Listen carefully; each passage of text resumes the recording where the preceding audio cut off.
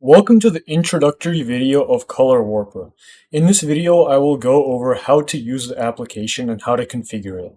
So first things first, I will go over configuring the application for use as an external editor in Lightroom. The application has two modes of function.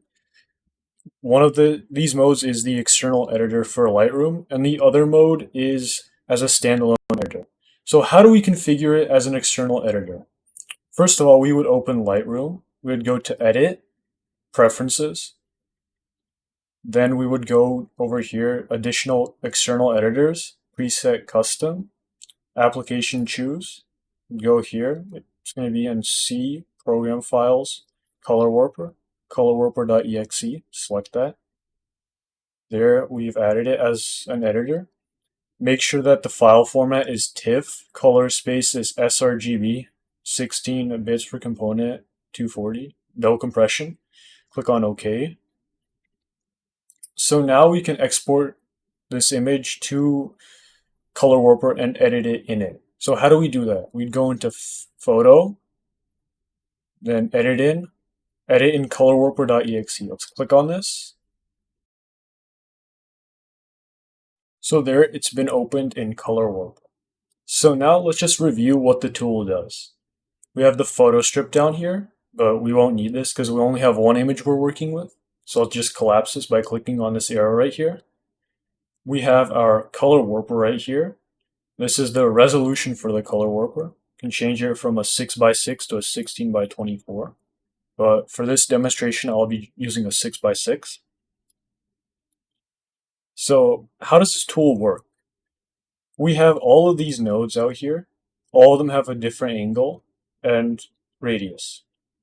So the angle specifies the hue and the radius specifies the saturation. So this right here is zero hue. The zero hue is red. This right here is yellow. This is green, cyan, blue, and purple. So the outermost nodes signify that it is the most saturated of that color. So if we had pure 100% saturation purples in here, this node would directly be that purple. This would be a less saturated purple. And as we move closer to the center, we get to our neutral node. The center node is a neutral color, so it would be like a gray or a white, something that has no saturation. You can also hover over the image and it shows us where that color is on our warper. So right here, for example, this green right here is right there on that yellow trace. These greens right here are more on that green trace. This is on the blue trace, and this right here, because it's very low saturation, it's a neutral color, so it's at that center point. So how does this work? We can select this right here, which is the most saturated purples, can move it inward. As you can see, all the other purples are influenced by this. We can desaturate all those purples. Now this image doesn't really have any purples, so it's hard to see that, but we can do it with these greens and these yellows. Let's say we want to desaturate these yellows. We click on this, we drag it in. As you can see, that desaturated that, and then this should desaturate even more. Right there, you can see it's getting desaturated. And it kind of looks purplish because we're removing these colors, and purple is the opposite. And also just move all of these in, and then it's going to give us a gray image. Just do that. So as you can see, we've completely desaturated the image. Let's reset this. So now I'm just going to edit it how I think it looks good. Keep in mind that I'm not working on a color calibrated display, so the colors might look off to you. So I'm just going to warm up the yellows and greens a bit. So right there, just a bit warmer. So get rid of the purples here. These reds, I'm going to shift them towards like a greenish. That's too much. I think that's pretty good. These blues, let's see. That's too much blue. Move it up here. Yeah, I think that looks good. Cyan, let's move it more towards like the greens. Okay, so now that we've made these adjustments, we can see what the image looked like before. You can go here, view, toggle, view before, after. Click on this. This is what it looks like before. This is what it looks like after. You can also use the shortcut, which is Control slash. So before, after. So you can also undo changes here. Control Z and Control Y. You can also export save, export the LUT, exit the app. And we also have other options here. So let's say I'm happy with this image. I want to export it to work with it back in Lightroom. How would I do that? I'll just do Control S and then it exports it. Now there we see it has successfully exported, so we can go back into Lightroom and it should reload. It should reload it from the disk. So let's see. Yeah, there you can see that it's edited from the disk. This right here. So here is the original.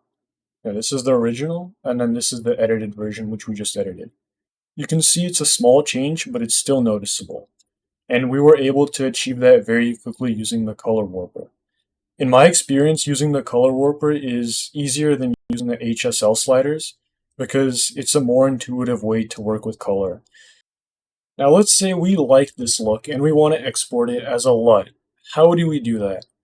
We just go back into color warper, file, export LUT, we select cube, and then we have 4 different size options. I'm just going to select 65 cubed because that is generally very high quality LUT, and that's good enough for most applications.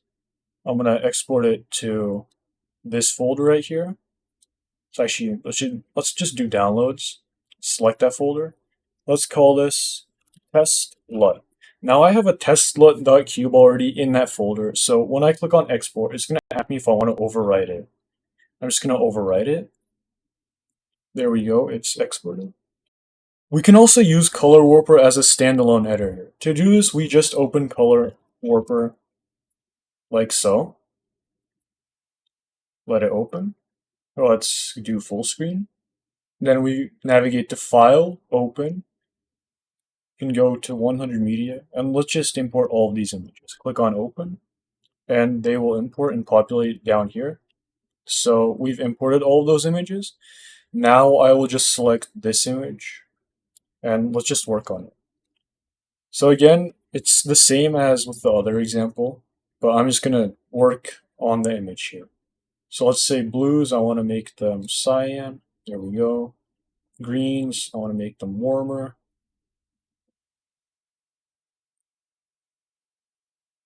Like that.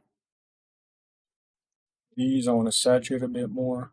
Make them a bit more yellowish, greenish. And let's say I'm happy with that. This is the before, this is the after. I was able to do that very quickly. Perhaps the saturation is too much on this. Let's just select these nodes and move them inwards to decrease that saturation a bit. And let's also decrease this a bit. So yeah, before, after. It was very easy, very quick. Thank you for watching this video, and I hope it has been helpful. If you have any questions, please don't hesitate to reach out.